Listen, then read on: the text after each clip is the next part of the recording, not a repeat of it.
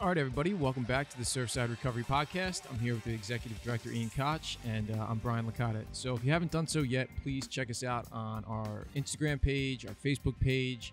We're also on Apple Podcasts, and we're pending approval right now on Spotify. So at some point in the future, hopefully Spotify is going to... Why are we only pending approval? I have no idea. So Spotify does a thing where you apply to get on there, and then they don't tell you whether or not you got on there. So you just have to keep looking. Interesting. As far as I know, it could be on there now, but I don't think it is. So today we're going to talk about a very interesting topic, dating in recovery. And we have some current events to get to first, I believe. Yeah. We also want to try to keep our episodes to 15 to 20 minutes. You have to talk less. I know. That's my problem.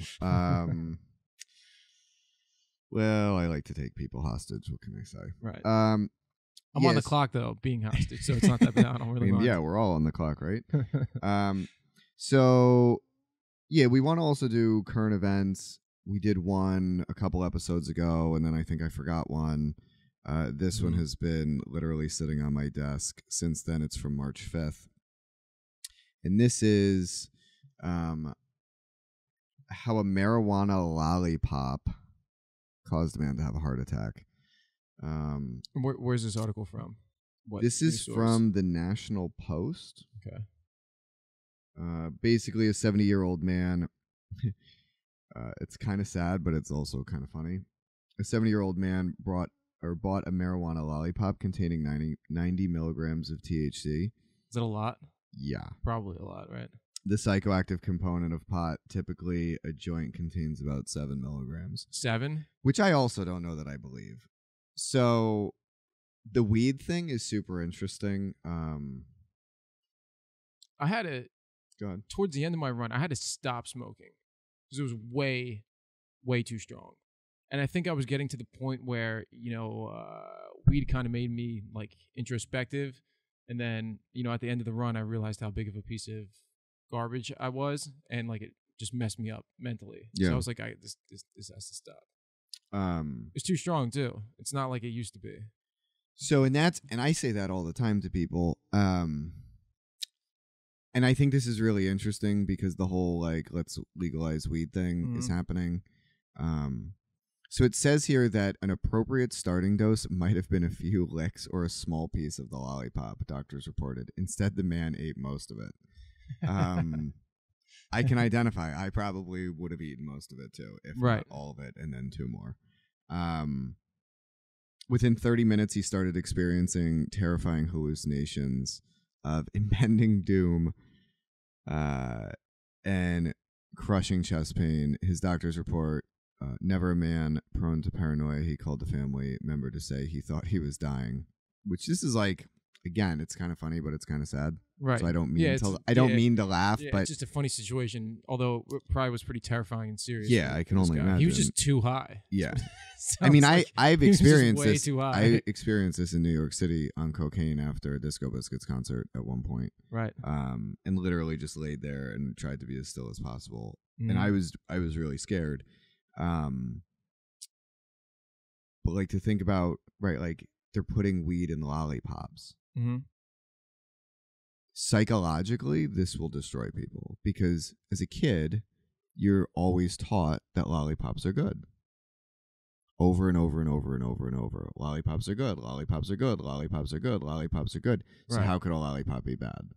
Right. So it starts to like ingrain on this like deep psychological level. So whatever. He arrived at the emergency department, pale, sweating profusely. Blood work and cardiogram showed signs of a heart attack. He was treated.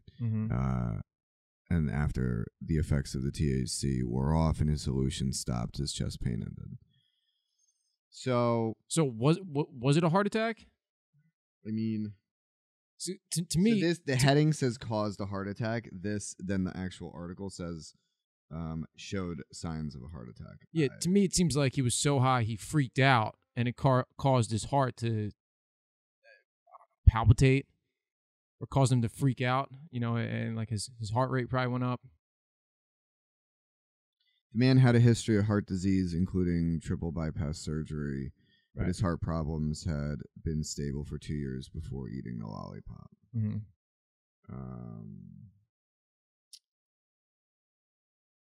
So what's your takeaway on this?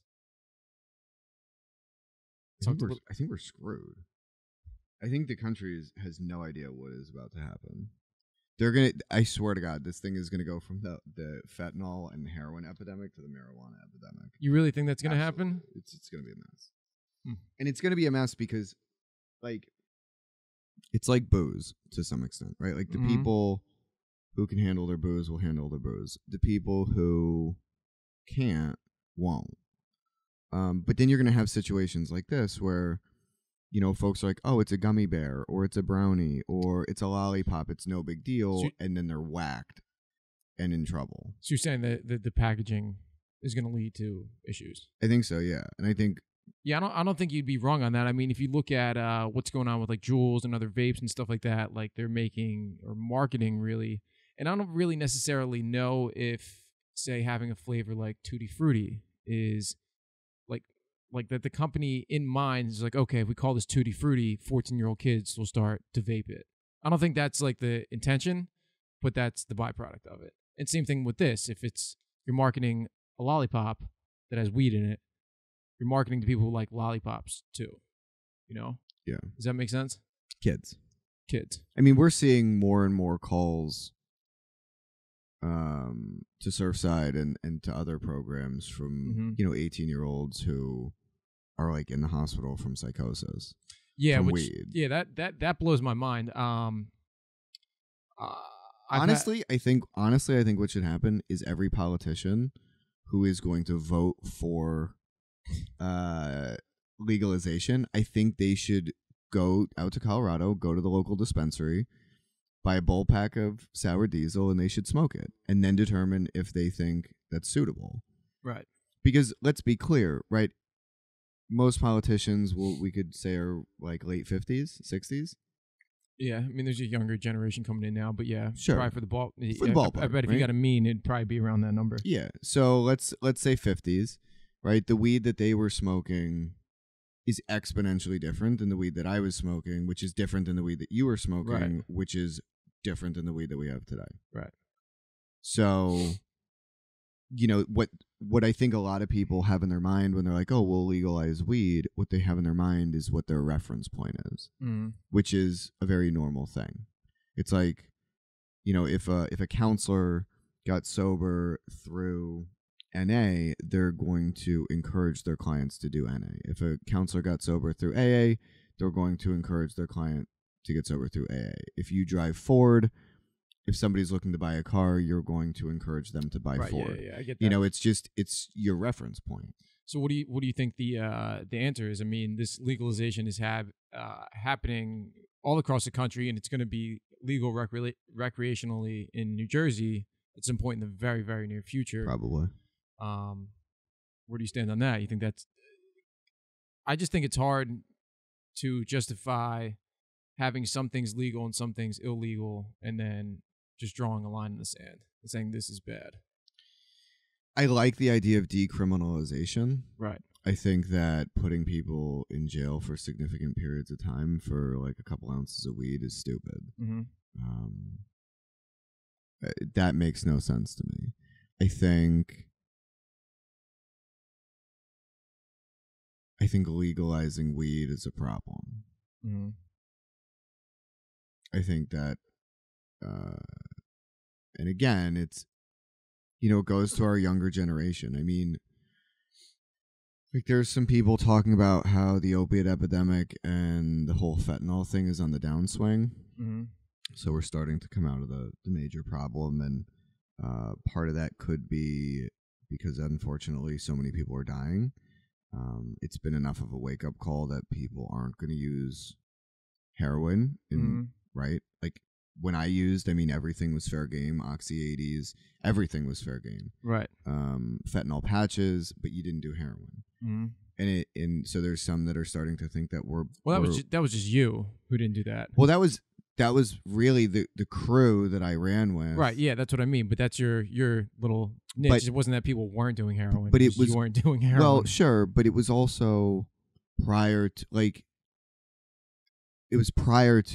Oxy 80s getting bad. Like I got sober What do right you mean as them getting bad? well. I got sober right as the Oxy 80s were being introduced. Like it was '05, right? So they weren't like the opioid epidemic hadn't really started. It was just Oh, it's just starting beginning to pick up, to unfold. Okay. right? Yeah, I hear what you're saying. So if you look at the timeline, drugs were drugs, alcohol was alcohol. As the opioid epidemic, as the pill thing got bigger and bigger and bigger, because it went from the Oxy 80s, the green ones that you would suck the coating off of and then crush, Right. to the gel Opanas. Yeah, that happened in like 2010. What, the Opanas? Well, no, Opanas and the OPs we were talking about are two different drugs. But the Opanas were so you couldn't crush the Oxy 80s. No. No? People always get that confused. And Opana is oxymorphone, which is an entirely different chemical than Oxycontin. And Oxycontin, which is oxycodone, is the chemical name on it. They brand them as OPs. And those are the ones that turned into gel once they hit water. Got it. So, but Opana is a completely different. It's another opioid, but it's a different opioid. Same thing though. I mean, you're on the right track. What happened was in like 2009, 2010, the Oxycontin 80s that you would rub the coating off to sniff, they changed the formula, so now that when they hit any sort of water, they turn to gel. They turn to gel, and that's what I'm talking about. Yeah, OPs. Yep. I was 4 years sober at that point. Yeah, it's all right. I was doing them. Thank you for your expertise. Yeah, so right, like so that shifted, and then it turned to the like, well, we're only going to do the 30s, right? Because the others are too strong. This is exactly what happened to me. I went from doing Oxycontins. And then they switched the formula with the Opana, or with the OPs rather. And then I started doing 30s, and then the price of those skyrocketed. Yeah. When I first started buying Oxycontin or like Roxy 30s, they were, you can get one for anywhere from $10 to $15 in 2010, and then over the course of a year, they went from $10 to $30 a piece. And then that's when heroin came into the picture. And then because you can buy a bag of heroin for whatever, couple bucks, $5, $10, $20, depending on the part of the country. Right. And that does more than the pill. Mm-hmm. So, right now we've got so many people who are dead that people who are starting to get into the drug scene are conscious of that. Right. Weed is still fair game. Xanax is still fair game. Mm-hmm. It's why, honestly, they're probably starting to lace the Xanax with fentanyl to get people hooked. I started hearing that when I started working for you, and I saw these young kids come in who said they overdosed. Yeah. And that there was a newspaper article the other day I saw. They seized a huge batch of Xanax that were all laced with fentanyl. Right. But again, it's because there's not as many people buying dope. Mm-hmm. Because they don't want to die. Like the truth is, people don't want to die. They want to get high. Right. And so now we're on this like swing where, it's going to start. The younger generation is going to start to get into the weed, and it's going to cook them. Kill your brain cells. They're going to be toast. I mean, this isn't the '60s. Like, we're not talking about dirt weed. We're talking about seriously taking like dabs of concentrated THC. Mm-hmm. That's like smoking an ounce of dirt weed. I was talking to somebody, an ounce of dirt weed in like 30 seconds. I was talking to somebody over the weekend, and we were talking about like concentrates and stuff like that. And I couldn't handle it. I honestly couldn't handle it. Like, granted, at the same point, I was going in and out of like an amphetamine-induced psychosis. So like that coupled with those concentrates, like I just couldn't handle it at all. But even so, even at times where I wasn't doing anything else and I was just like smoking those concentrates, it was way too powerful. It was just too much. Too much. And I like getting high too. Loved it. And look, it's way too much. The reality of it is, and if like a parent is watching this and this is like a shock, the truth is that if addicts and alcoholics could get high without the consequences, nobody would get sober. It's fact. Yeah, definitely true. And which is why I say it all the time, like, right? But consequences, inversely, don't necessarily get us sober. But consequences will also get us sober, if that makes sense. Like consequences, Mm-hmm. you know, families will say things like, well, don't you think it was bad enough for him or whatever? Even therapists will say that, like, to their client, like, hasn't this been bad enough? And the truth Right. is, like, looking in from the outside, like, yeah, that's probably bad. But consequences aren't necessarily enough. However, enough consequences will eventually have the person wake up. So, You would hope. I mean, and look, jail's institution's death. Right. It's really that simple. I Right. mean, some of this stuff is Jail's not. institution's death or they get sober. Right. Yeah, it's not. This isn't. You know, recovery, regardless of the substance, the principles are outlined, and it's all the same. Yeah, I think it's I think it's really interesting. I think it's interesting how we're kind of going through that timeline, like in the trends of what, you know, happens over like different periods of time, like what drugs are popular, and you know, like things like that. So transitioning into our original topic, What are we at on time? 15 minutes. We're at 15 minutes. Yeah. Do you want to just keep going on this? Yeah, we've been going. For I wish we had a live audience and we could ask them to see what they wanted to Phone hear a about. friend. Phone a friend. Yeah, I mean, we can talk about this for another minute or two, and then we'll cut it and do the other one. We'll Sure. do dating and recovery for our next topic. because we know that's a hot topic. Yeah. So finishing up on this, I think it is really interesting about how like these trends kind of turn over, like the crack epidemic. right.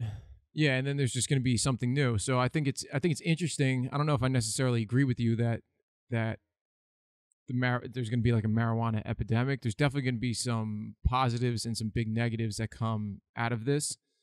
You know, there's a lot of other countries around the world who have decriminalized and legalized marijuana, and they don't have the issues that we have. But I think when you're dealing with America, you're dealing with But the way says who? way Says who? Says who that they don't have the issues? Says the American government who's trying to legalize it, or well, I don't really think the American government as a whole is trying to legalize it. The majority of the American government doesn't want to. The federal government hasn't taken a stand on it yet. It's states because states want the income tax off of it. Right. Yeah. They want the tax revenue. Yeah. I mean, I don't know. I've never lived in the Netherlands, so I don't really know what it's like. I just said that. I wonder if the state actually would make more revenue if they actually provided money for like really good long-term care for people, and those people actually got sober and went on to be productive and then got jobs and then paid their taxes. If they would actually make more money versus just selling weed. Yeah, well, that's too much of a long game. Shot? Is that a long shot? Yeah, well, it's a long game process. You're talking about over a period of 20 years that happening. Versus a 25% tax. See, the other thing I wanted to touch on is I've heard a lot of people, how we were talking about the decriminalization aspect. A lot of people I hear say, well, you know, somebody who got caught with, you know, a quarter pound of weed or a couple ounces or this or that, like that shouldn't be a crime. But somebody who's caught with 20 pounds, like they should get locked up. Do you? Yeah, I mean, I think I think there's like. Here's the thing, like, so let's say you're buying a quarter pound. You have to be buying from somebody who has a pound, who has multiple pounds, or That was the point I was getting at. Yeah, so that's like... Because I've heard people say that. I'm like, that's the most ridiculous thing I've ever heard. Like, you don't want to bust somebody with a quarter ounce, but you want to bust somebody with a quarter pound. Like, where do you think the person with the quarter ounce gets the quarter pound from? And the guy who has the quarter pound gets it from the guy with 2 pounds or 3 pounds or 10 pounds. It's like a chain of command. It's like saying you don't want to arrest somebody who's got a cheeseburger, but you want to lock up all the McDonald's owners. Yeah. For hustling all the cheeseburgers. I just knocked for Yoda. I know, I just knocked Yoda off. He was in between the books. Yeah. Like original 19 early 80s, 70s. It's way before your time. Yeah. I was always a big Star Wars fan, though. Thought the new ones were okay, too. Anyway. Yeah, we digress. Disney's is opening the Star Wars land in Disneyland and then Disney World, I think, in June. Star Wars is Disney? Yeah. Where have you been? Lucas sold Disney the Star Wars franchise for like $1 billion. Really? Yeah. Interesting. You know how they came out with all those new Star Wars movies? He was probably smoking weed and was stoned and thought that was a good idea. $1 billion? I would have let it go for that. Yeah, I don't know. It's gonna be interesting to see how it unfolds. So I don't know. I do somewhat subscribe to that there probably are some positive medical benefits to legalizing something like marijuana and THC. You know, the go-to is for people with like seizures and epilepsy and stuff like that. But like, I don't know. I don't know that I buy all that. I think it's great for alternatives. And I don't know if I buy some 7-year-old guy got too stoned and he had a heart attack. I mean, I hear you, and I know I can't smoke though. Yeah, right. Like I'm a proponent of overall health. Right. You know, like, so people know I go to the gym regularly. Quit smoking, right? Years ago, I smoked cigars. I don't inhale them because you're not supposed to. If you didn't know that, fun fact: don't inhale cigars. But I smoke cigars fairly regularly. Mm-hmm.